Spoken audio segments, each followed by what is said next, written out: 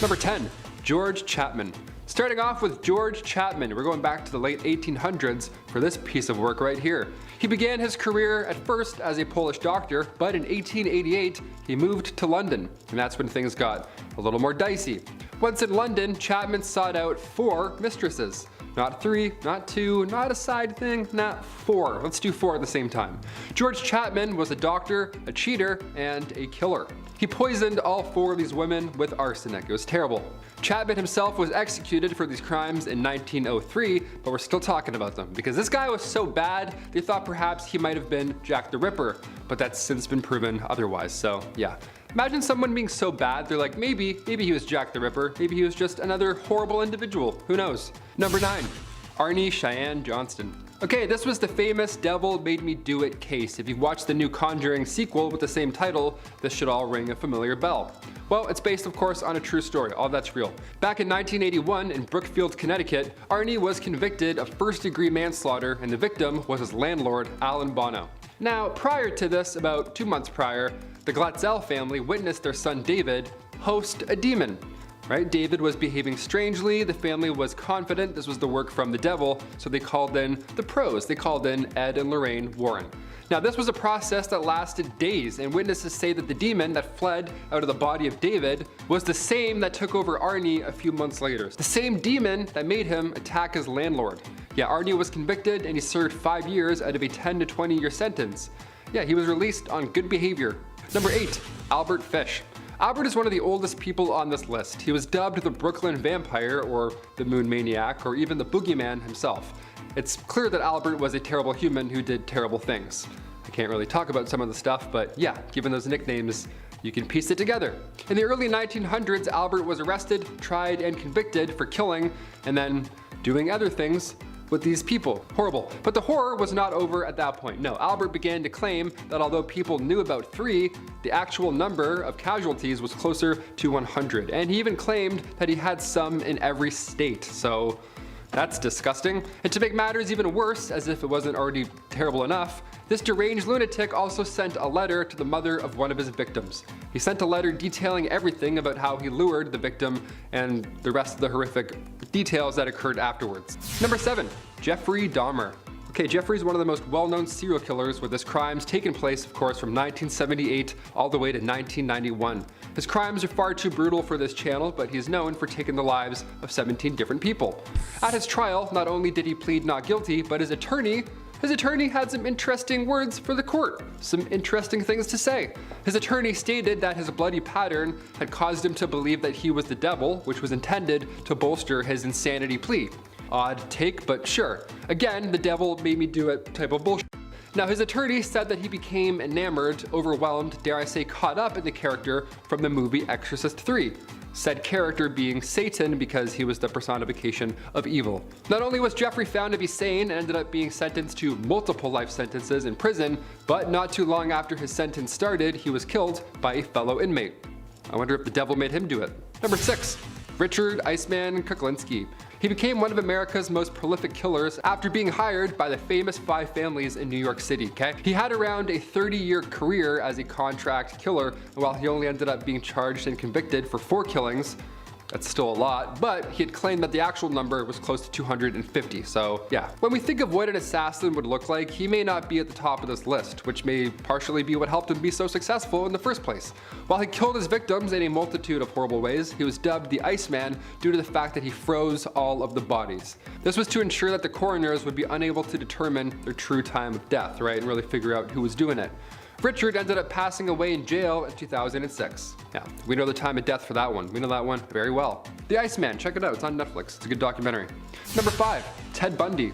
One of the most famous killers of all time. Ted Bundy killed upwards of 30 people during his crime spree back in the 1970s. Now, most interviews with Ted are extremely well known and they're horrible, but there's one interview that's very disturbing that's not as popular as the others. In this interview, he's talking about taking the life of a student, Georgianne Hawkins. The chilling part of it is how he talks about these dark matters just so matter-of-factly, like it's a casual conversation between work friends. Like it's not him describing the most horrible acts ever committed. She had a Spanish test the next day and she thought that I had taken her to help tutor me for a Spanish test. It's kind of odd. Now, of course, over on Netflix, you can pick a number of installments involving Ted Bundy. There's Conversations with a Killer, there's a movie with Zac Efron. Choose your fate. Either way, the story that you're going to hear is chilling, so you've been warned. Number 4, The Staircase. The Staircase is a classic true crime staple, one of the most widely debated cases ever, as a matter of fact. Back in 2001, Kathleen Peterson was found dead in her home. Now, this docuseries follows the investigation, a few theories surrounding the case and the trial, but Kathleen was found at the bottom of the stairs of her home, and it's horrible, it's sad, it's tragic. And while it was originally regarded as fatal, but an accidental fall that caused her passing, as the investigation unfolds, the truth gets a little more murky. Kathleen's husband, Michael, had always been somewhere near the top of the suspect list onto what happened here, considering that 1, he was the last one to see her alive, and 2, was actually home and supposedly in the backyard when this fall occurred. So yeah, definitely a suspect for sure. We're gonna ask some questions. There's crazy theories surrounding this death. There's theories of Michael's infidelities all the way to a barn owl. There's a lot of speculation about this case, and this documentary is one you want to watch if you're a true crime lover. You're not really sure what to think afterwards, so comment down below. It's like this is chilling. This is a really chilling case. Number 3, Richard Ramirez. Richard, who is known as the Night Stalker, with of course a documentary under the same name. All these horrible people have documentaries. Richard Ramirez was a serial killer who terrorized the streets of Los Angeles back in the 1980s. He was known for invading homes, which actually initially made him dubbed as the Walk-In Killer. But he had another signature that was concerning to many people, especially during the height of the Satanic Panic. Richard was known for leaving behind different satanic messages at the scene of his crimes. Imagine walking in on that, that's terrifying. Because of his satanic signature, after he left his first pentagram at the scene of the crime, authorities became worried that he was a Charles Manson copycat, but instead he was just his own kind of monster. It's said that he would leave more pentagrams behind while also telling his victims to swear to Satan instead of swearing to God. And during his court appearances, he would also hold up a pentagram, and after pleading not guilty, he said, "Hail Satan." So yeah, quite horrible, I'd say. Number 2, Charlene Gallego. A match made in hell, it seems. Okay, this is a 2-for-1, so buckle up. Back in the late 70s, Charlene Gallego, alongside her twisted husband, Gerald, were the worst in Sacramento, California. They kidnapped, then they later killed 10 victims. It really was the most twisted situation. Disgusting, awful people. Cut to 1984, Charlene pleads guilty to and receives 16 years. Gerald was waiting for execution, but he actually died of cancer before meeting that demise. So yeah, I guess nature helped out with that one. Charlene, on the other hand, she got out. She actually moved to Fair Oaks, California, and has since changed her name. You can sleep on that. Could be living on your street, who knows. And finally, number 1, don't f with cats. Okay, when I say this is one of the most captivating documentaries I've ever seen, I mean it, okay? I was late to the party for this one. I watched it way long after it was released, but from the moment I started it, I could not stop. This documentary follows the story of the killing of Lynn Jun, which is one of Canada's most infamous crimes ever. I wanted to end on it because, of course, I'm a Canadian. I saw this on the news when I was in school. Lynn was killed by a man named Luca Magnotta, who was already stirring up some internet buzz because he was posting some pretty horrific videos before this crime even happened. As the name hinted towards, he was with cats. That's all I can say. It's horrible. The documentary follows a couple of unbelievable cyber sleuths who saw Luca's messed up videos with the cats and who were intent on finding out who he was and where he was before this killing happened. They knew it was going to get worse, so they tried to track him down, and I'm not going to spoil the rest, but yeah, it's unbelievable. The crimes themselves are absolutely horrible. The story is almost unbelievable also, but the work that these cyber I already said that, whatever. The documentary really has it all if you're a true crime person. It really is hard to watch because of how tragic it is and the situations are dark, but again, the ending is worth it. It's definitely worth the watch, especially if you don't know the full story. They get them. Spoilers, they get them. Number 10, grave robbing. Probably the most infamous crime of the time and today, really. The ancient Egyptians were many things, and that included vain. There's a reason why they got Elizabeth Taylor to play Cleopatra.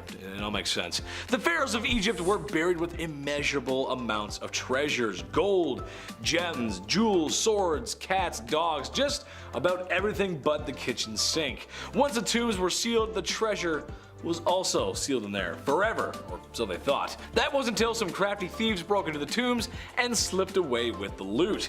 When a lot of Egypt was being discovered in the 1920s, it was unsure if the loot had been taken 10 years ago or 1,000 years ago. There's not really a way to know. And yes, it still happens to this day, and yes, it's awful. Leave it in there, it belongs to them, please. No more, no looting, don't go looting, please. Number 9, bribery. Given that Egypt was one of the greatest civilizations the ancient world ever saw, it makes sense that they had it all. Currency, law, order. However, sometimes these things just don't mix. Ever seen Better Call Saul? Yeah, exactly. They had a good system for the time, and it was fairly concrete. However, like concrete, over time, there's little tiny cracks that form, aka bribery. Oftentimes when facing serious charges against the Pharaoh, there was an option to opt out of your sentence. Just open your wallet and dish out some cash. This has worked in ancient Egypt, medieval Europe, 1920s America, and today. Say what you will, but the almighty dollar does have buying power. Number 8. Unaliving. If women of the evening partake in the world's oldest profession every night, then unaliving is the second thing we ever did. It's not really a profession, but we've been doing it for a long time. It's pretty sad, but it's true. Sure, it's always been frowned upon, but today we have a lot of rules, laws, and regulations regarding said rules, laws, and regulations about unaliving. It's bad, don't do it. It was unfortunately more common than we think back in the day, especially amongst royals in ancient Egypt frothing at the mouth for the throne. But this is something that could have happened to anyone. Plus, in a time before CSI and guys throwing off their glasses to make very obvious low-hanging fruit jokes, well, if you didn't see the crime, then you probably wouldn't catch the crook, so people kinda just got away with it sometimes. Not all the time, but sometimes. Number 7, assassination. Related to my last point, nothing is true, everything is permitted. The creed of the assassins, and one of my favorite video game franchises, at least up until they did Pirates. After that, I was all kind of downhill after that. Well, despite the inaccuracies of the Assassin's Creed series has, like falling from great heights into bales of hay, the first known assassins just may have started in Rome and Egypt.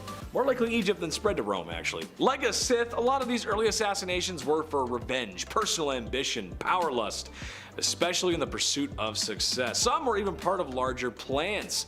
Now, it's one thing to be violent, sure, but to organize the destruction of a dynasty through the means of your knife, well, it's amazing what a couple inches of steel can accomplish. Who goes there? Someone's knocking on the door? We're good. Okay, anyway, sorry. Number 6, treason. Law and order in Egypt were associated with something called Mahat.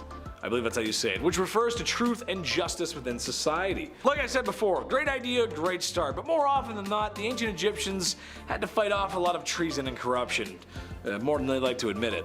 Like when King Ramses III chose the heir to his throne, and well, it wasn't who his wife had picked out, so there was going to be problems. There was a lot of wives, sons, and breeding. There's confusing lines. So, in order to get what she wanted, she was going to stab him in the back.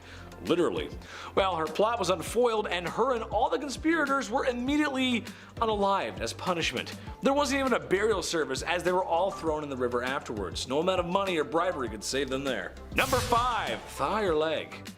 Ever sit down at the holiday dinner table and your uncle's cutting the turkey and says, "Are you a thigh man or are you a leg man?" Except he says the same thing every Christmas, and you can't wait for him to say it because that means you're another second closer to not being there. Anxiety's a heck of a thing, man. I don't have anxiety that bad. I'm just trying to relate to some of the people out there. I feel like I've been there with you. I don't know. Well, this was no Christmas, and this certainly was no turkey, but people we're talking about here. Yeah, we're talking about people. When someone was found to have done a serious enough crime, but not serious enough to be unalived, the authorities met in the middle by taking a leg. Oh, God, that's awful. Now, some of you might be thinking, well, I guess it's not that bad. You lose a leg and you move on. But imagine being held down and someone hacking your leg off with a bronze tool because steel doesn't exist yet. Oh, awful, awful, no good, no painkillers. Number 4, homework. Homework, homework, homework. Homework, homework. Love it or hate it. Well, I actually hate it, and so do most of my friends. Some say it's needed in a modern world to teach efficiently. Some argue it doesn't do anything at all. I did my homework 90% of the time, believe it or not. And I know some of you are going to comment and say, "Oh, Chetty, no you didn't." I did. I really did. But when I didn't, I would usually come in and charm my way out of it. "Hi, Miss Middleton. You look great today. You're the best." It worked most of the time. What can I say? Usually on the female teacher, it didn't work on the male teachers though. But the worst that would have happened is that I would lose a % off my grade here or there, but I just make it up back on the test, no problem. Well, scribes in ancient Egypt weren't so lucky. They were very important as they were literally the writers of the time. They described the history. It's pretty cool actually. However, if they chose to stay up all night and play Call of Duty like I did, well, their punishment was a more of the violent physical variety and not so much the stern talking to or I'm going to phone your mother variety. My mom didn't care. Number 3, caning. Another creative punishment for crimes was caning of the feet, which is actually arguably the worst thing on this list. Since, you know, we use feet every time we walk or do something, you're gonna need spa treatment after this one.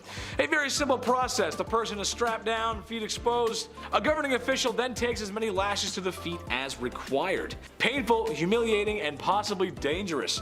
Cuts could lead to infection as we're walking around in heat, sweat, and, well, some folks, if you were poor enough, just didn't have shoes. The worst I ever got was a couple minutes in the timeout corner, except that my mom felt bad because I looked really cute and I was sad, and everything was fine. No spanking required. I was a good boy, I promise. There's some people don't think I was a good boy, but I really was a good boy.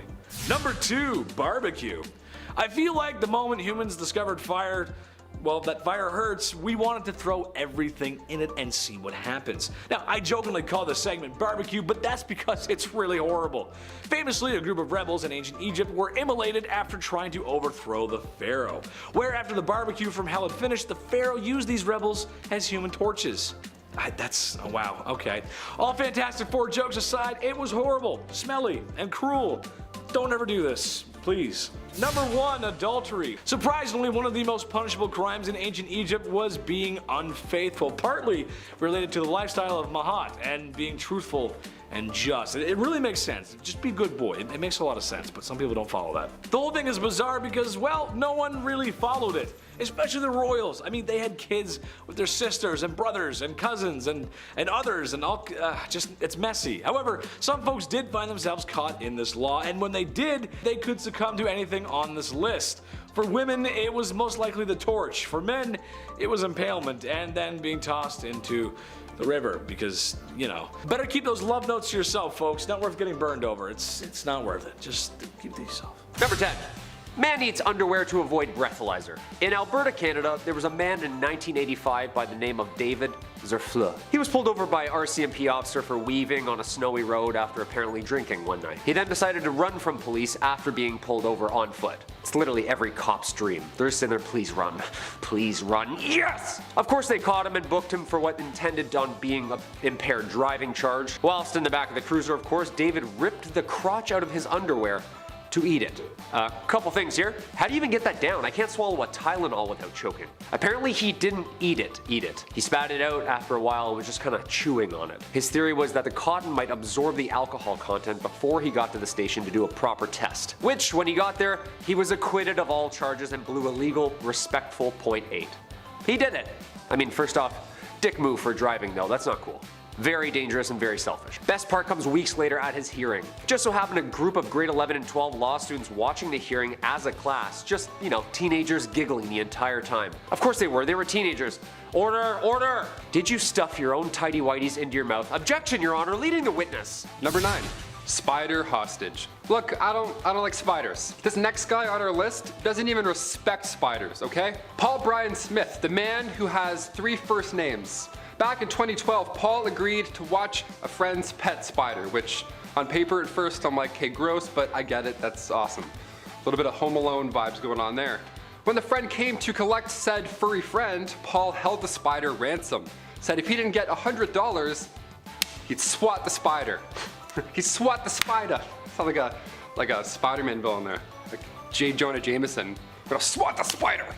In turn, Paul received 40 months in prison for burglary, theft, possession of drug paraphernalia, and more. Yeah, there may or may not have also been a person hiding in the closet when cops came around. This one's really bizarre. Can't really talk about the weird, awful extra details on this case. Paul Brian Smith, give it a lookie once you're done here. Also, save the spiders, they're good. Number 8. A bath salts Christmas. An Ohio Christmas miracle. Sounds like a Christian rock group. A man by the name of Terry Trent was charged with breaking and entering a home at Christmas when he was arrested very high on little more than just Christmas spirit. The family arrived home and saw the man sitting on their couch watching some Christmas shows. While Dad's on the phone with police, the man apologized, thanked them for his stay, and calmly left. Family said that the man apologized after lighting a candle, fixing up their wreath, relaxing on the couch, and finishing up the last Christmas tree decorations. Ah, the spirit of Christmas. Guy's the opposite to the Grinch. Dude, this guy's the real Santa Claus. I hope you're all good. He's coming in to do his check-ins. Police arrived and said Terry didn't cause any problems, went in with them calmly and quietly. See, guy just needed some Christmas company. Wanted to catch Mr. Bean's Christmas special. Who wouldn't? That could have been really, really bad and turned out to be a zombie apocalypse Christmas dinner, but thankfully it did not. Also, it's Christmas. I've seen my hands after some wine. It's pretty well the same thing, isn't it? Number 7. Photobomb. I love a good photobomb. I dug this one out of the archives. This is from 6 years ago at a bar. I'm a big fan of ruining a beautiful moment between two other friends. Friends? These are my friends. Sometimes photos catch great moments. Sometimes they catch not so smooth criminals as well. Back in October 2010, a Wisconsin man got caught trying to steal a tourist bag. This guy was caught in 4K. While he was stealing the bag, the owners of said bag were taking a selfie a few meters away. He's in the background taking the bag, just clear as day. It's so funny. He immediately was sentenced to 5 days in jail, obviously. The 69-year-old man's name is Glenn Lambright. Pretty ironic last name, seeing how easily he was caught. Mr. Lambright was also fined $500. Guy just gets caught in a boomerang. Number 6. Dances with lions. 32-year-old Maya Autry of Bronx, New York was caught on camera at the Bronx Zoo apparently taunting and dancing in the lions exhibit with a lion. She apparently calls herself the Lion Queen, and she has been seen on camera not once, but twice, dangerously close to these cats inside the lions exhibit. She's lucky that this thing is tranked out of its mind, just chilling, bored. People will do anything nowadays for the gram. She's throws some cash, threw a dozen red roses, and danced for the lion. You know, dinner and a show. The lion has been praying for a day where someone gets this bold. Apparently she gotten herself into the exhibit before and was handed a citation prior and a year ban before returning again. 2 counts of criminal trespassing. The video is great too. The lion's just sitting there. He's like, so you coming in or not? You just gonna stand there? Hey, you know the score of the Knicks game? No? Alright. Number 5. Banana theft. Thief. Banana thief. Theft? I don't know. Turns out bananas curse people, makes them do crazy things. This next couple is pretty odd. Here we go. Back in 2014, a Connecticut burglar drove his station wagon through the doors of a closed convenience store. He drove literally into a gas station, got out, stole a single banana. They peeled and then ate the fruit and then fled the scene. That's right, nothing else was taken, no cash. I mean, there's obviously significant damage that has to be taken care of now, but the banana, the lone single banana, why? This isn't Mario Kart. You can't just throw a peel down and then make a getaway. You're gonna get caught. It's 2022, my guy. Keep your banana safe, folks. These people are sick. For example, Number 4. Fruit fight. Florida resident Philip Joseph Smolsky was charged with assault and battery on his girlfriend for apparently using a banana to throw at her. Police were called on the morning of January 3rd, 2014, and Pasco County deputy noticed a red mark on the victim's head where she said she had been hit by a flying fruit. That's like the start of a Cops episode, you know? Just driving. 42 David, we're actually responding now to a banana in pajamas over on After David Avenue. The arrest affidavit shows that the same deputy also found a banana in a nearby garbage can and that parts of the peel were found on the ground near where the girlfriend was sitting. A clue. In addition to the domestic battery charges, he was also charged with attempting to resist arrest without violence. How do you resist arrest without violence? Just say no, like no thank you, politely a couple times? No, I'm okay, thank you. Police say that pepper spray then was used to apprehend Smolsky. Ouch. This is just like the origins of a villain story. Oh no, it's Mr. Potassium Man. He's like throwing banana peels. Don't slip. Whip. Number 3. Tattoos tell all. Sometimes you get a tattoo to remember a person, or a place, or a time. Sometimes you get a tattoo of a mountain on your forearm because you like nature and being outside and that one trip that one time. Great, we get it, we love it. Every tattoo is meaningful in some way, sure. Well, thanks to those fond memories being drawn in ink, it was quite easy for California police to find the killer of a victim who had died 4 years prior. This killer, Anthony Garcia, decided to remember this horrible act after doing it by getting a tattoo of all the grim details right there on his chest. Yeah, police noticed the chest tats when taking Garcia's mugshot for another crime, much smaller than, murder. And that's where the tattoo stuck out to the police. They're like, wait a minute, we've been here before. The Christmas lights, the bent street lamp near the liquor store, this was the exact scene where the body was found 4 years prior. There was even a helicopter that looked angry, depicting Garcia's nickname, Chopper. Yeah, I have a dragonfly for my mom. Yeah, I don't like needles. It's probably the only one. Number 2, Reverse Santa. Ah, the old Reverse Santa, huh? The old chimney sweep. Apparently this is way more common than I thought. A Maryland man who was asked to remain anonymous, due to the ongoing case of course, is facing charges in court recently as the police had to respond to 2 calls from the same house. The family apparently heard scuffling and coughing in the middle of the night from behind their fireplace wall and decided to reach out to authorities. But they were already beat to the chase by the man stuck in their wall. Yeah, I'd stay anonymous too. That's embarrassing. Guys just whispering directions to your house. Yeah, it's Bradshaw? Brad Bradshaw? Bravo? Romeo? Guy had to rat on himself. The fire department showed up, had to rip the wall down brick by brick to get Buddy out. Like, you wasted everyone's time, man. The family's time, the first responders' time, your getaway driver's time. And these guys' mugshots, they're the best. They're always just covered in soot, like a bad Oliver production. I'd do anything. And finally, number 1. Use current location. Gotta save the most bizarre for last, I guess. Kristen DaCosta from Massachusetts. She's clearly never seen the movie Disturbia. She's sleeping on it. She's sleeping on Shia LaBeouf.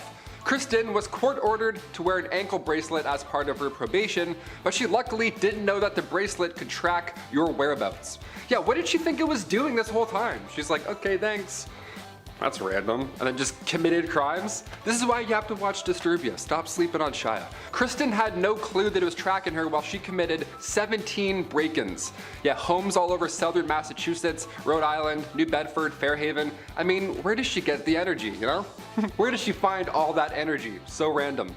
She didn't destroy anything at all. She just stole jewelry and then left. The police just watched her go spot to spot, tracking her down. Just ping, ping, ping. Awesome. There she is. There she is now. Great. One owner didn't even realize they'd been robbed. That's how fast Kristen was. So, if only she didn't have that ankle monitor on the entire time, she would have maybe got away with one of the 17 that she tried.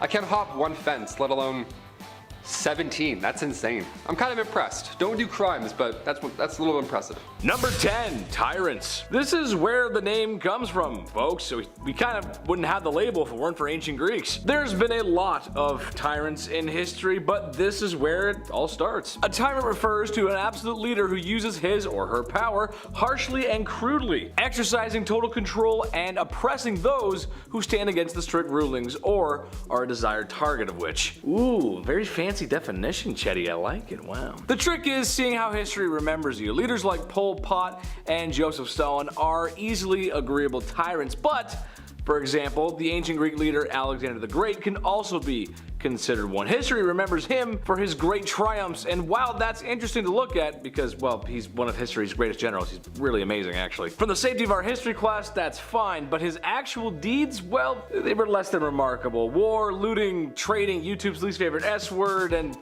well, many, many more brutal things that the conqueror from another land did. Not good. Plus, if you were from another land and you saw him do what he was doing, you probably wouldn't think he was such a great guy. It wouldn't be Alexander the Great, it'd be Alexander the Big Stinky Tyrant. So, there you go. Number 9, Diogenes. This one's my favorite. Maybe the least famous of all philosophers, but one with a decent philosophy, or at least so I think so. That's how I feel, and I think it fits in with the modern world. A man who was banished and exiled and had all his possessions stripped away. In some depictions, even his clothes. I wouldn't want that taken away. I gotta have my clothes. Thus, the man was forced to live his life on the streets of Athens, inside a barrel, as you do. This likely is what developed his philosophy of cynicism. He argued that since he was living free of tax or payment in his barrel, that he was truly free. Thus, he had less worries than the commoners, and yeah, that's where his freedom came from. Well, where does the crime part come in? Besides, well, the obvious tax fraud there, and we're gonna pay your taxes. Diogenes might have been a few gyros short of a picnic, if you know what I'm saying, as he would often shout at passers-by, and well, he would do the devil's bedroom dance solo in public, just in his barrel there, just doing Yeah, I can't say it, but you know what I'm talking about. Number 8, Sith revenge. While I know a lot of people would be behind this, especially for really awful crimes, revenge is not the Jedi way. Sometimes it was an option for the families of those who were wronged in ancient Greece to enact their revenge on the crook, assuming of course the crook was caught. You can just imagine the kind of crimes, the really bad ones. YouTube won't let me say. However, the important point here is that the families of the victim were given a chance to make their peace, or well, whatever the antithesis of that is, usually involving the crook not breathing anymore. Kind of a blood for blood kind of thing. Sounds great at first, but I couldn't recommend it. I don't think it would go well in people's conscience. I don't know, not a good idea. Number 7, exile. A classic of the old world. Just like Hellenic society itself, a common punishment for a severe enough crime was banishment. Sure, today there's lots of folks who like being alone. I swear most of the people I went to high school with were introverts. I was friends with all of them. I don't know why though, because I'm so extroverted. For example, Heraclitus of Ephesus. He was getting banished from ancient Greece, and it's a lot different than not being invited to Chad's birthday party. However, getting banished back then could likely see you with nothing, like previously mentioned before. Maybe not as bad or down bad as previously mentioned, like Diogenes, but still pretty rough. There were lots wrong with ancient cities, sure, but you were much safer in civilization than left outside of it back then. As someone who's seen a lot of Bear Grylls, I wouldn't recommend going out of the wild back then. A trip, fall, a cut, that's it. Whew. Number 6, the Brazen Bull. This one is a punishment and a crime. 2 in 1, baby. The Brazen Bull to many may just look like a statue, and worst case Ontario, maybe the horns are sharp and could hurt you. Maybe. But don't be fooled, friends. This is much more than a statue of bronze or brass colored bull. It's actually a perp cooker. It's a twisted, awful, rotten form of punishment that could also be a crime itself. One against humanity, and those are the worst ones. Basically, you open the hatch on the bull and throw your bad guy in. Then get a nice big fire going, really big one. The same ones your dad does in the summer. You know the ones that you can't even get too close to because it's too hot. Woo! Then, wait. Once steam or whatever horrible smelling vapors come through the bull's nose, that's when you know the perp is done and it's time to throw in another one. That's awful. What an awful way to go. Oh. Number 5, flaying. This is straight up a crime, man. I don't care what you say. This is just a crime against humanity. I'm not here debating on how governments get rid of their, let's say, more interesting members of society, but this is not it. Popular in the ancient world for whatever reason, and I can't stress this enough, I would faint from watching. I was shivering writing this. Seriously, it's the worst. This is the act where someone is skinned alive. They're held down and peeled back like a potato. There's multiple famous incidents like in art and mythology. I just don't know who sits there and one day and goes, you know what, this guy? Yeah, we gotta skin this guy. Let's just skin him. Let's cut him up. Let's go. Number 4, the eagle dropping turtle. Okay, here we are. Top of the food chain. We're in charge. I'd like to make the argument it's not the things we eat that puts us there, but it's the things we don't eat. Think of all the animals at your favorite local Chinese buffet. Well, we as humans have adapted so much that we can survive and choose not to be carnivores or eat certain animals. Where am I going with this? Well, despite us being number 1, sometimes the animal kingdom fights back. That's kind of how it works. Take Aeschylus in 455 BC, for example, a philosopher who found himself being struck by an eagle dropping a turtle onto his head. Unfortunately, the injury was fatal. Since we're talking about Greeks and philosophy, let's bring in a little law here. This is good. You'll like this. Mens rea, actus rea. While the eagle certainly didn't know he was committing a crime, he still did do it. Sounds like someone needs to go to animal court. That's something they would probably do back then. I mean, they did in medieval times. They put animals on court, so why not back then? Number 3, Draco. No, not Malfoy. Not Draco Malfoy. I know you're all thinking it. That's what I thought too. Draco, the lawgiver of ancient Greece, was a man with modern solutions for their modern problems. He was asked to give a code of law to replace the very aged tribal feuding laws that still existed at the time. Commoners were shocked to find out that even trivial crimes could wind you up in the Brazen Bull, or not breathing anymore. However, the wealthy, of course, loved these laws and applauded Draco. Classic villain story. They really loved it, so much so that it was Draco's undoing. As the legend goes, Draco was buried in a small mountain of clothes, hats, and garments. He suffocated under the pile of compliments. The accidental fatality of the man who gave us strict laws that are fatal. So what do you charge?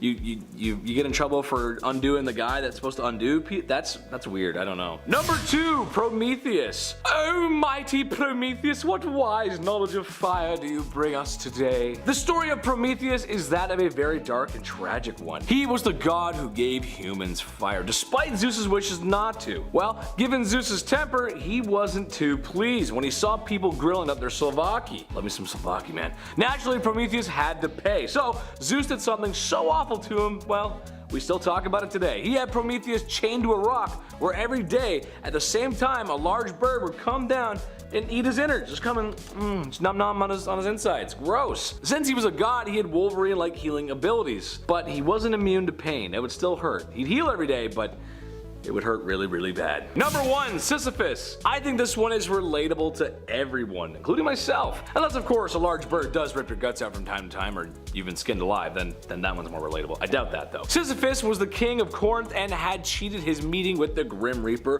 one too many times. This made Zeus mad. So he sent in Sisyphus to push a boulder up a mountain forever. Every time he gets to the top, it just falls back down. And if that's not a metaphor for life, I don't know what is. Number 10. Boudica. She was very tall, the glance of her eye most fierce, her voice harsh. A great mass of the reddest hair fell down to her hips. Her appearance was terrifying. Sounds awesome to me. One of the most famous queens in British history, Queen Boudica was originally co-ruler of the Iceni tribe of East Anglia alongside her husband King Protestagus. That is, she was until the Roman governor of Britain at the time attacked. Protestagus was killed and his lands and household were plundered by the Romans. Boudica and her daughters were rather savagely treated as well.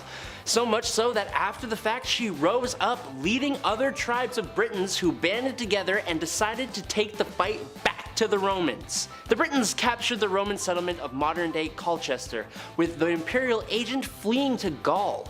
They fought to London and to St. Albans, storming the cities and sending the defenders fleeing. The Britons desecrated the Roman cemeteries, mutilating statues and breaking tombstones.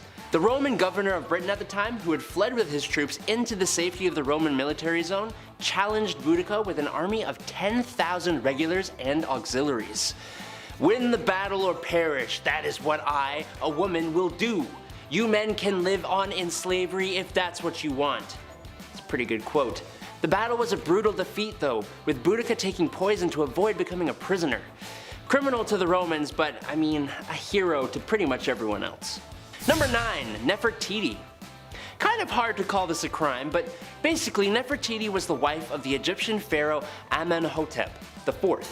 Being close to equal in power to her husband, as well as very influential in her own right, she and her husband did something quite scandalous. They decided to turn their backs on almost the entire pantheon of Egyptian gods. Sort of. They made one god the prime god of Egyptian religion during their reign. That would be the god of the sun, Aten. They moved the capital of Egypt to a new location, which they named after Aten, and they even both changed their names. He became Akhenaten, and she became, give me a sec here, Nefertiti.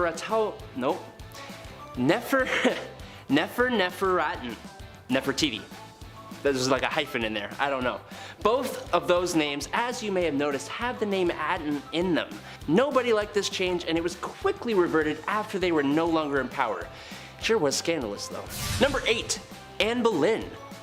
Honestly, for most of the wives of Henry VIII, it's a little hard to, well, 1, pick one, but also 2, really know if any of the things they were accused of actually happened or if they were just easy excuses. But nonetheless, here we are, and since we haven't talked about any before, why not start with the second one, who was pretty much the catalyst for Henry VIII and England breaking away from the Roman Catholic Church and forming a whole new church, resulting in the deaths of an eventual thousands of people. You see, divorce is strictly prohibited in the Roman Catholic Church, so when Henry met Anne, his wife Catherine, who had not produced him a son to carry his name, just kinda had to go, prompting the whole damn Reformation. Was it worth it? No, because the marriage lasted 3 years before she was charged with infidelity and incest, and lost her head. I kinda feel bad for anyone associated with King Henry VIII though. Number 7. Queen Dida. Queen Dida of Kashmir was quite an ambitious queen mother. Dida seized complete administrative control during her husband's reign, ultimately becoming Queen Regent for her son and grandsons. That ain't enough for Miss Dida here. Mere advisory for her? No sir, she despised being just an advisor, and well, she disposed of all 3 of her grandsons using medieval forms of witchcraft and torture. Yikes. How dare they make Gma their advisor? Queen Dida got what she wanted at least, as she then reigned as monarch for 23 years, being in some form of power for nearly the whole of Kashmir's 10th century. And while she may have been more than a little brutal, she was honestly one of the best and strongest rulers Kashmir has ever had. Number 6. Queen Nandi. Queen Nandi of the Zulu Empire has a story that literally sounds like it's straight out of a movie. Before the Zulu Empire ever came to become a thing at all, Nandi was impregnated by a Zulu chief in the 1700s, giving birth to a son they named Shaka. But being the 3rd wife of the chief, she and her son were often ridiculed and shamed by other chieftains. Despite all that, Nandi raised Shaka to be an extremely fierce warrior. Shaka grew up to become the Zulu chief in 1815, and Nandi became the queen mother alongside him, known in English as the Great She-Elephant. She, alongside her son, wreaked havoc on those who had mistreated her and Shaka. But since Shaka remained unmarried, it was Nandi who, funnily enough, remained the power behind the throne of the Zulu Empire throughout her lifetime. She is the reason the empire ever existed in the first place, and if any of what she did was a crime, I kinda get it. Number 5. Julia Agrippina, Nero maker. Yes, making Nero should be considered a crime. But honestly, Julia Agrippina of Rome did quite a bit more than just that, and I can see where Nero got it all from. You see, Agrippina wanted to be in power, and when her uncle, Emperor Claudius, separated from his wife due to a scandal, Agrippina saw an opportunity, no matter how messed up it seems to both us and the people of the time. Agrippina seduced her uncle, became his 4th wife, and by extension, became the empress. But it doesn't stop there. She manipulated her uncle husband into making her son Nero heir to the throne, and set up a marriage between Nero and her daughter-in-law Octavia. It's even rumored that she poisoned the food that ended her husband's life, allowing Nero to rise to power, which really bit her in the butt when Nero had her assassinated. What is this crazy family? Good God. Number 4. Queen Theodora. Queen Theodora was scandalous before she even became queen. She was involved in theater from a young age, and one of her most well-known character portrayals involved her stripping down to next to nothingness. But her acting career slowed right down when she met and married Justinian I, who was the heir to the throne of the Byzantine Empire. The 2 of them were as thick as thieves and ruled together, but that doesn't mean she didn't have a knack for dispatching of those who threatened her position.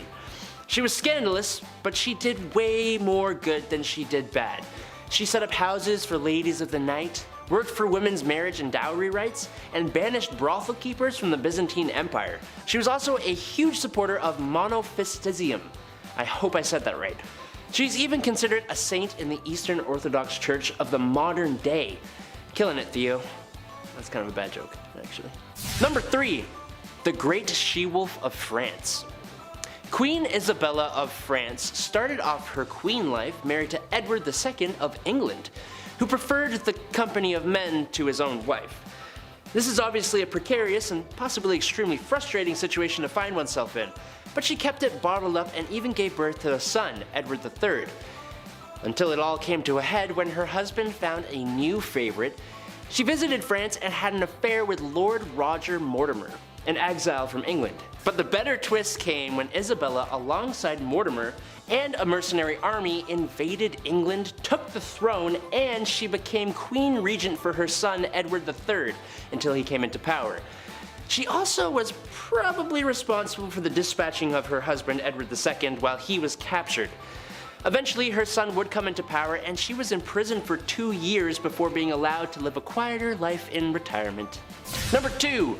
Queen Fredegund. I was constantly double-taking almost the entire time I was reading about this woman. She was crazy ruthless, and all seemingly for the betterment of both her bloodline and the Merovingian kingdom. She became queen in the 5th century, marrying King Chilperic, and organizing the death of Queen Galswintha and sending Queen Odovera to a convent. When Brunhild, a big enemy for the king, and sister of the late queen, swore vengeance on them, Fredegund brutally destroyed Brunhild's husband and sisters, destroying them as in that kind of thing.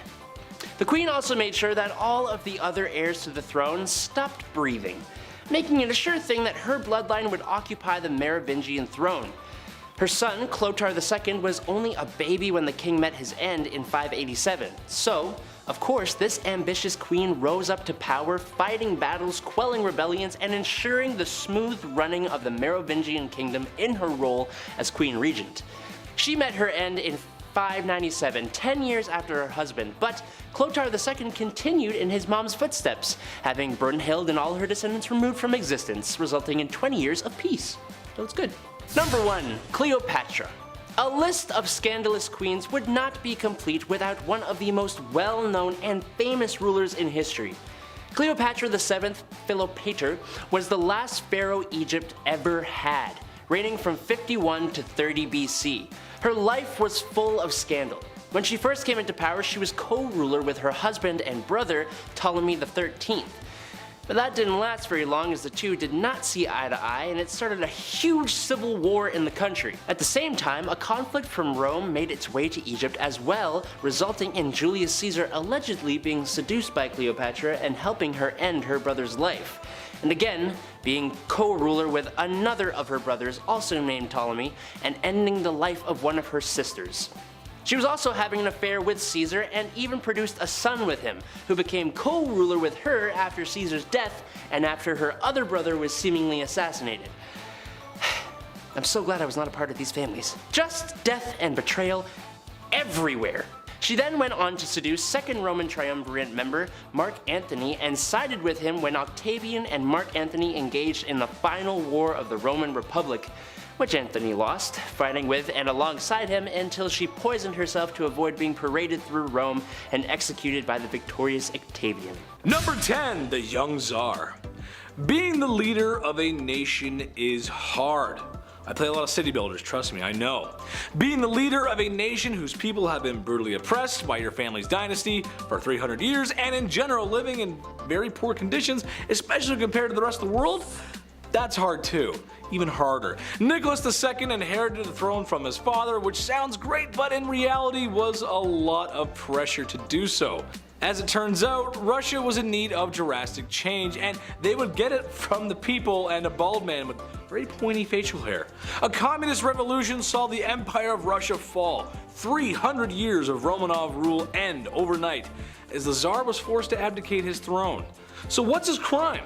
Well, not doing anything. Negligence. He did so much nothing that people had to do something. Number 9. Nero's steam. We've talked about Emperor Nero quite a lot on this channel, but that's because he's the down bad Roman emperor who puts opulence in Pax Romana. It's hard to pinpoint an exact crime or moment from him, as he's the guy you think about when you think of Roman emperors. However, his crimes against his wife Claudia Octavia are very notable. So when Nero was getting remarried, he had to get rid of Octavia. I mean, you can't have like 40 wives. That's you gotta get rid of her. But how? I mean, how do you get rid of a woman like that? He actually did the whole James Bond villain thing where the victim gets placed into a trap. It's very crude, but theatrical, because remember, theatrics are important. Remember that, folks. Hence, Octavia was banished to an island where shortly after she was locked into a vapor bath, where she suffocated. Naturally, to make himself look better, they made it look like she did it, not him. So yeah, what a great guy. What an absolute hero in that story. Definitely not a villain. Number 8. Afzal Khan. Everyone remembers King Henry VIII for doing what he did to his wives. A Nazi, slap on the wrist, Nazi, don't do that, for shame. However, I would like to offer Afzal Khan as the alternative monster here. He didn't unalive a handful of wives like Henry, no. He actually managed to rack up a count of 63. Yep, you heard me right, 63. First off, I don't know how you have that many wives and or remember names, let alone birthdays and anniversaries. I would not do very well in that situation. Well, what's the reason for all this blood spilling? It's pretty horrible, actually. Simply because he was being invaded, and the guy who was invading him and winning was slightly nicer to women and was going to most likely give them a better life. Jeez, talk about if I can't have it, no one can. God. Number 7, Caligula's wife. I think in a healthy relationship, you ought to put your partner on a pedestal. Maybe your partner is drop dead gorgeous, a promising athlete, or really enjoys building Legos. Nice TIE fighter, babe, way to go. Yeah. Emperor Caligula of Rome liked to put his wife on a pedestal, literally. And while on this pedestal, she was wearing nothing but her birthday suit. Oh boy. Well, all of his friends, politicians, generals got to gawk and stare at her, and in some weird goth power flex, he would oftentimes hold a knife to her and tell her that he could just end her life whenever he wanted because he can do that. Not to mention the guy had a complete narcissist complex, building statues of himself everywhere just so she can like, oh great, there he is again, it's him again. Number 6, Genghis Khan. I bring the man up again because he's responsible for so much loss, so much blood spill, so much pain. Sure, they were effective warriors and archers, but they were brutal, dude, especially him. They took what they wanted when they wanted, and it said that he was responsible for so many lives lost that it affected the carbon footprint of the planet. Dude, that's insane. That is literally insane. Also to note his treatment of rather mistreatment of women. YouTube won't let me say much, but I can tell you that these ladies were not inviting him into their bedrooms. It wasn't good.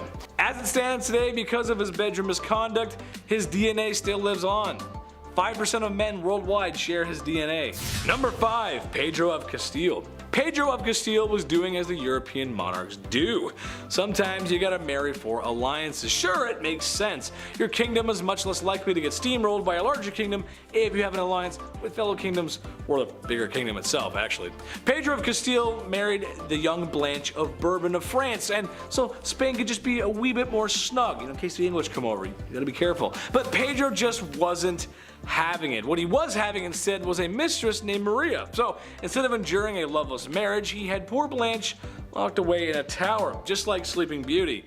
Except a handsome prince was not coming to rescue this damsel in distress, but a man with a black hood and a sharpened axe. You know what I'm talking about.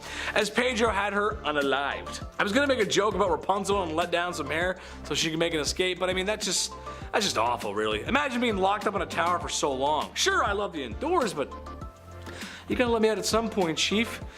Do you think I get food delivery apps to work up in a tower? Because otherwise you have to let me out, dude. Comic-Con's coming. Anime Convention North's coming, buddy. I gotta go. Gotta get my Naruto on, bro. Come on, man. Number 4, hands-on funeral. This one's just gross. When you're in a relationship, it can provide you with some great things. Someone to go through life with. Companionship, love, and if you're lucky, someone who's a good cook or a baker. Oh, love me some baked goods. However, also in a relationship, sometimes you do more than that. Sometimes you get a little close under the sheets, if you know what I'm saying. Take King Philip V, for an example, who loved loving his wife so much that he just couldn't help himself, you know? Like for instance, when his wife tragically passed away, he wanted one last ride. But he penciled in one more trip to Toe Curl City before she was laid to rest. God, that doesn't seem right, you know? That just let her go peacefully, you know? Let her just. Number 3, Lenin. Okay, while not a king in the most stereotypical sense, he did dethrone a king and made himself an autocratic dictator, which is basically a king just modern. Trust me, it is. Yep, trust me. In a nutshell, Lenin had been anti-royal for most of his life, but after some help from some sneaky Germans and other Soviets loyal to his cause, the Tsar had no choice but to abdicate, like I said at the top of the list. He abolished the Tsar's secret police and then put in his own. And had people oppressed, which was one of the main reasons why the whole revolution started in the first place. See what I'm getting at? He was supposed to get rid of the evil monarch, and he became the evil monarch.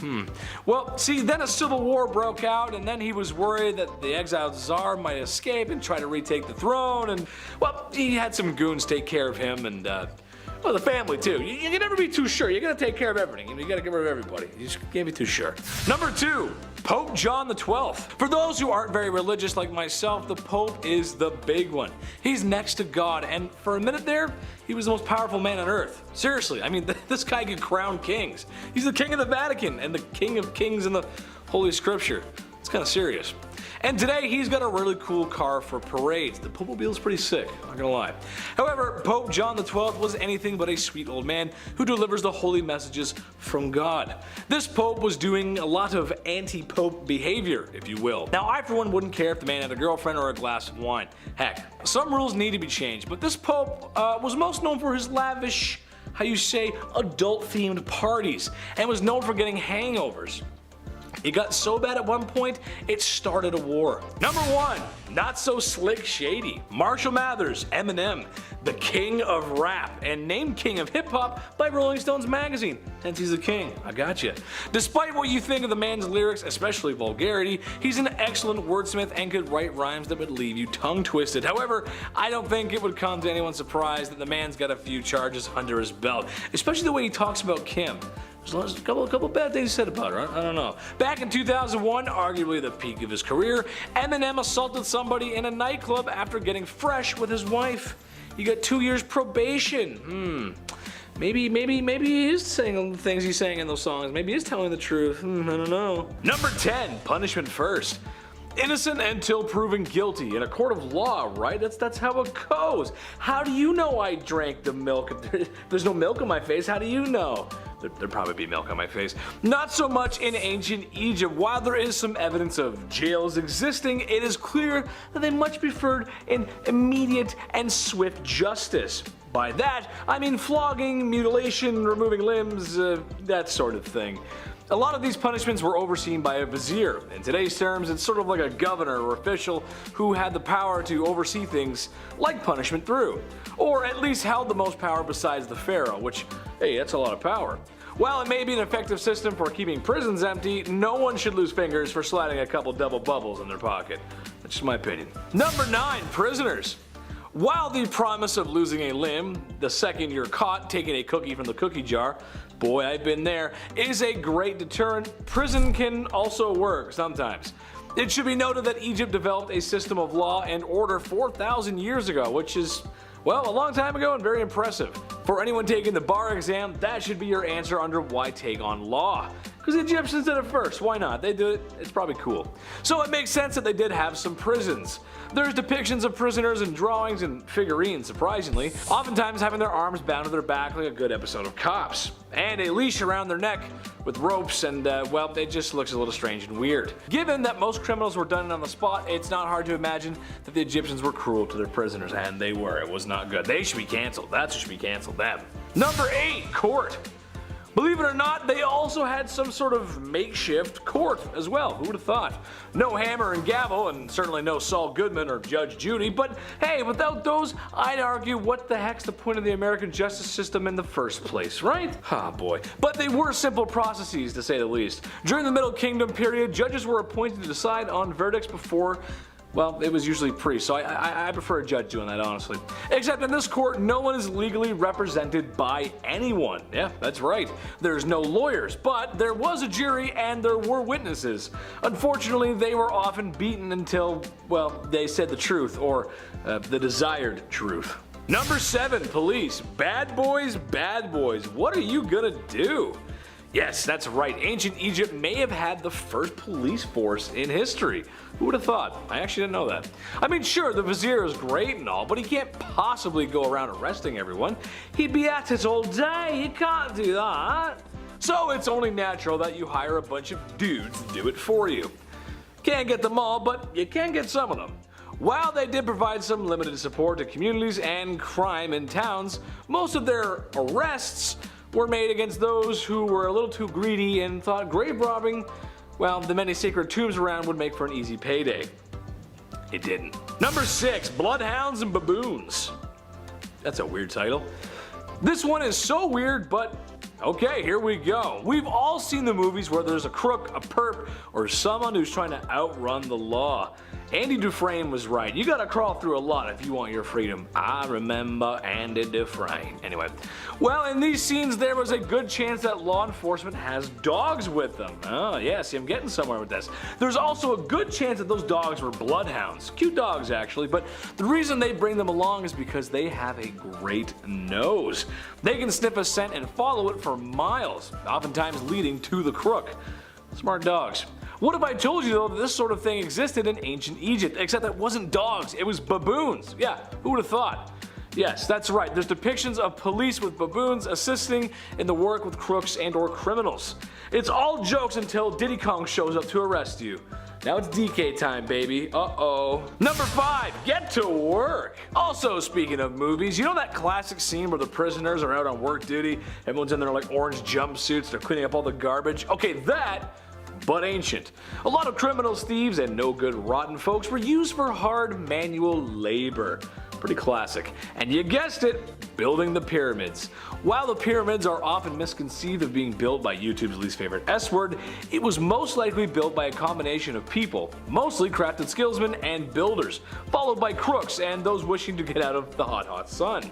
The job was dangerous, hot, like I said, and oftentimes heavy lifting, too much for me.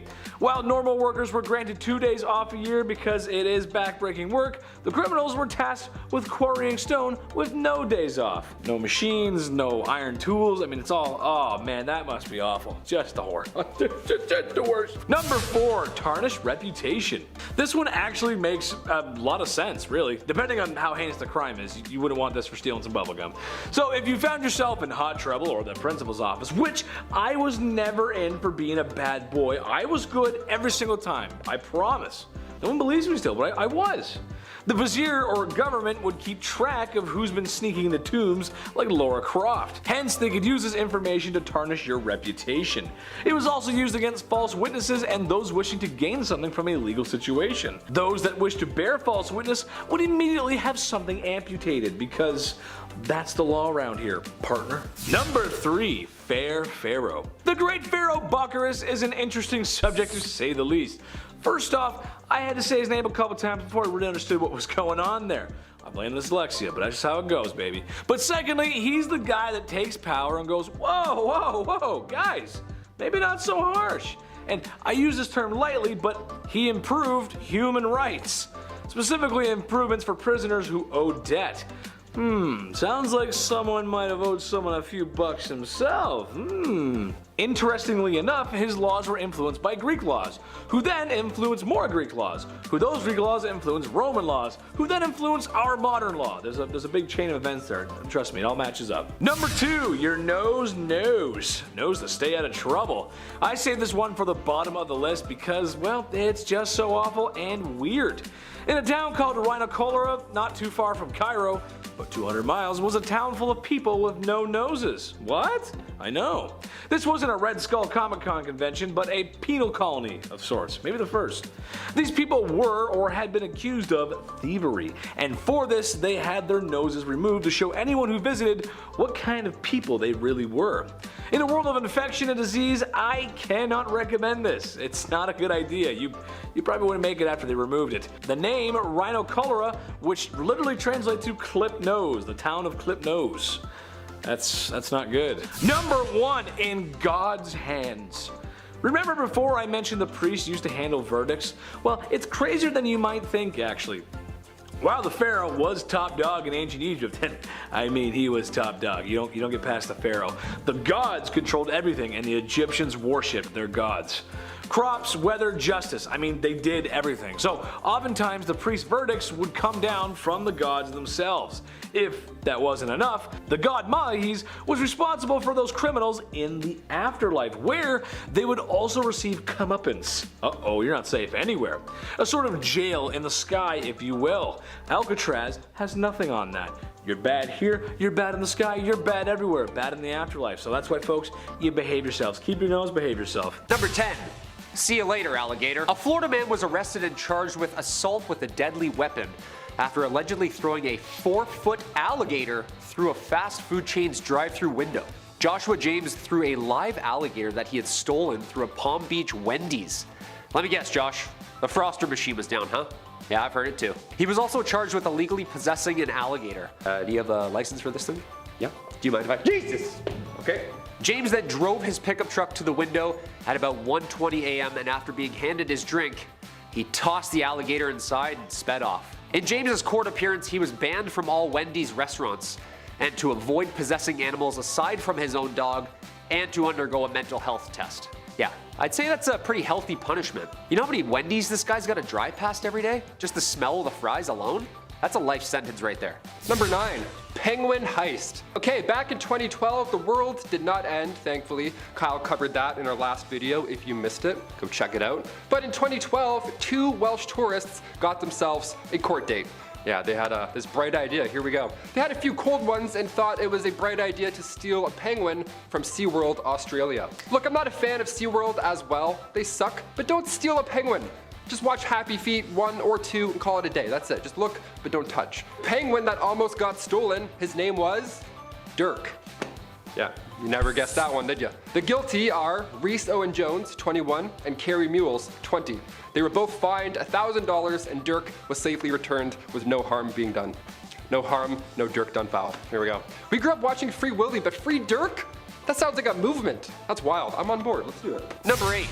Tie the knot. A woman and 3 men have been arrested after a huge fight broke out in a pizza shop, apparently over a wrong order of cheesy garlic knots. Hey, that'll do it.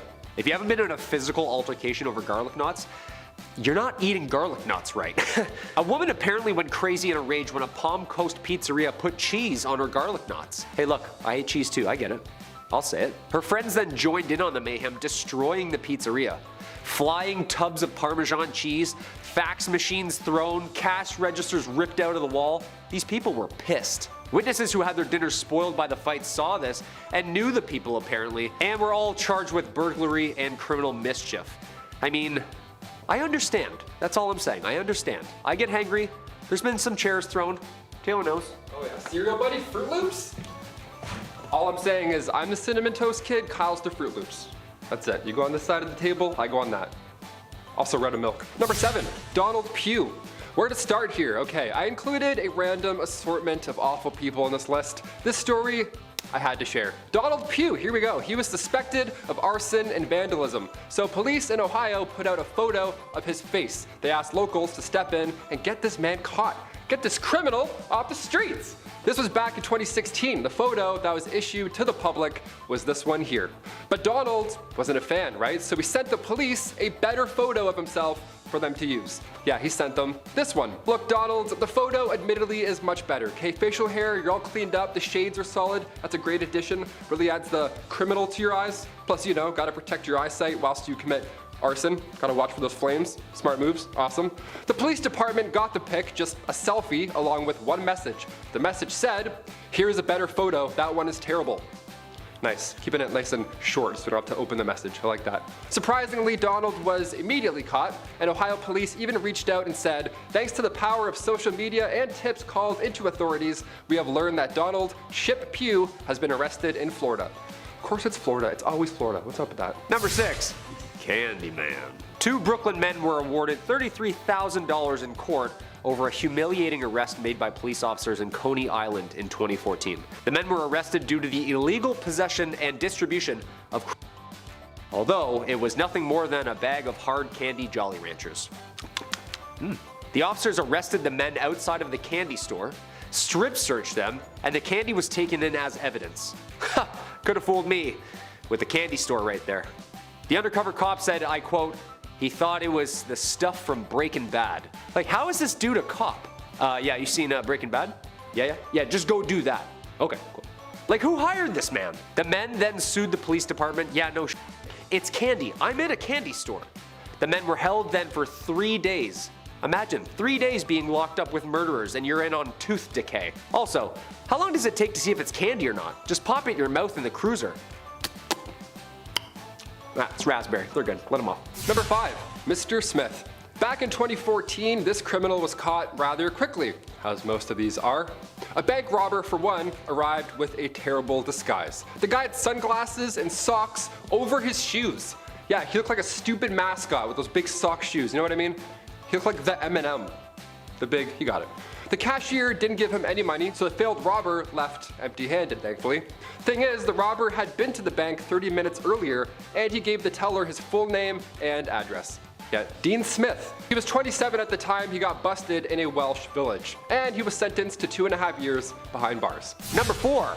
Smells good. A 91-year-old was charged with smuggling illegal substances into Australia in 2015. Victor Twartz of Sydney could face a life in prison if he's convicted of importing 10 pounds of said stuff into the country on a flight from India. Inside soap. Soap? Soap. Like bars of soap. He told the authorities that when he was about to board his plane to return to Sydney, he was handed a bag that he was told contained gifts for someone in Australia. After he landed at Sydney, of course, a quick search of Twartz's luggage found 27 packages of soap. How smelly is this guy? Which tested positive for not soap. Apparently he didn't know he was a mule, or even know what a mule was. Come on, he's 91. Yeah, when you get to the airport, take this, give it to the boss. Oh, okay. Do you know that I invented chewing gum? Number 3. The other pocket. Coming from Pontiac, Michigan, Christopher Jansen thought that he had the right of way. He claimed to have been searched unfairly without a warrant. Now, the prosecutor explained, however, that given the fact there was a weapon-sized bulge in Christopher's jacket at the time, it looked like something suspicious, and it turned out it was said thing that was suspicious. Get what I'm saying? In order to prove that this was not the case and that there's no way authorities could have ever known that there was a weapon on him, Christopher handed over the jacket to the judge to see for themselves. Not a bad play. Thing is, if you're gonna do that, make sure there aren't any other illegal substances in the other pocket. Gotta check the front, back, side, and side, my friend, that's it.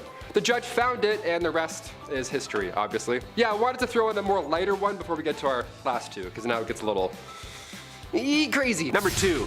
Grannied. An 11-year-old boy from Ohio was taken into police custody after allegedly punching his grandmother twice in the face at a Dayton toy store when she refused to buy him the toy that he wanted. 60-year-old Barbara Weeks told police that her grandson had punched her in the nose and tried to again before she ran out of the store and away from the boy in fear. Weeks then admitted to police that she was terrified of her own grandson, who was taken to the Montgomery County Juvenile Justice Center and charged with domestic violence. Can you imagine if we tried that with Grandma? Oh. First off, that's your grandmother. You're supposed to love her and eat cookies that she makes for you. Our grandmother would have just RKO'd that kid. You know what I mean? She had picked his head up and walked out of the store nicely with it too. And number 1, Unlucky Logan. Okay, if you haven't seen the movie Catch Me If You Can, spoiler alert, it's a great time. Gotcha, I'm not gonna spoil this. DiCaprio and Hanks at the top of their game. Young Leo stars as conman Frank Abagnale Jr., who posed as a doctor and a lawyer and a pilot and successfully evaded the FBI. For a bit. Maybe he gets caught, maybe he doesn't, I don't know, I've never seen it. Now in real life, back in 2015, Logan James, who was just 19 years old at the time, tried pulling a young Leo. Except he doesn't have the same look, so it obviously didn't work. James had breached his license conditions after being released from prison on February 6, 2015, so now he was of course getting called back to prison. Can't be doing that. Gwent police took to Facebook to ask locals to help out, but one user in the comments section started getting a lot of upvotes. Why, it was Logan James himself, on his own Facebook, commenting on the Gwent police status. Haha, catch me if you can, won't see me slippin'. Over 40 likes on the comment, of course. He then added as well, I've been walking around near home so they're not trying too hard to catch me. James was then caught hours later, and the police thanked the public for doing their part. Yeah, thanks Logan, couldn't have done it without you. Literally.